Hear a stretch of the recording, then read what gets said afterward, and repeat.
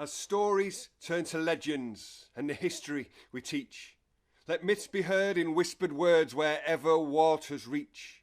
We'll bring our children's children of the tales that we will tell, of famous names and famous games, of football, bloody hell. Of Monday, Tuesday, Wednesday nights, those Sunday afternoons, those Saturdays at 3 o'clock, those whistles blown too soon. Those extra times, those special times as hope and glory mounts, the way that football teaches us that every second counts. Those memories shared with families, a love that never ends, and etched on souls, those golden goals, and holding on to friends. And those who stood and danced and cheered and waved and laughed and cried, and those who never made it, but can always say they tried, and those who wore the shirt with pride, and those who proved their worth, and those whose skills and thrills helped build the greatest club on earth, and those who've scattered ashes here, those cut down in their prime, those accidents and incidents that stop the hands of time, and those who burned so bright out there, and those who died in flames. So many years, so many tears, so many young men's names. Young gods who played like angels with a devil on their chest, and Busby's babes, and all the graves, and men like Georgie Best.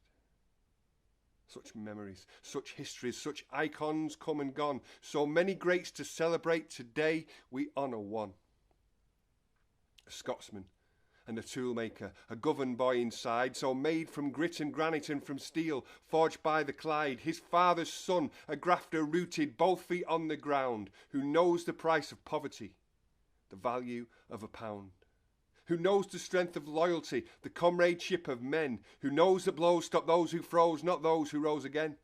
A footballer, a striker, then the new boss on the scene, a hat-trick scored at Ibrox, then the toast of Aberdeen. They brought him south to sort us out, and thus his reign began.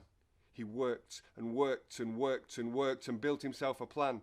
With early starts and all his heart, his masterful approach, magician, a tactician and a father figure coach, with faultless preparation and his nurturing of flair and the way he'd fire their bellies and the way he'd dry their hair. His army, wearing red and white, a dragon, breathing fire, and legion after legion, waving scarlet scarves, a choir, with every child and woman there, and every man united to send waves down the ship canal. We love it, so excited by his players and the way they played. The spirit of his teams, his total global noble golden theatre made of dreams. With Robbins, Irwin, Schmeichel, Robson, Sparky and McClare, the Nevilles, Beckham, Button, Keano, Giggsy, always there, Ronaldo, Bruce and Pally, Rooney, Rio, all the stars, and Teddy Yorkie, Cole and Scholes and Eric Cantona.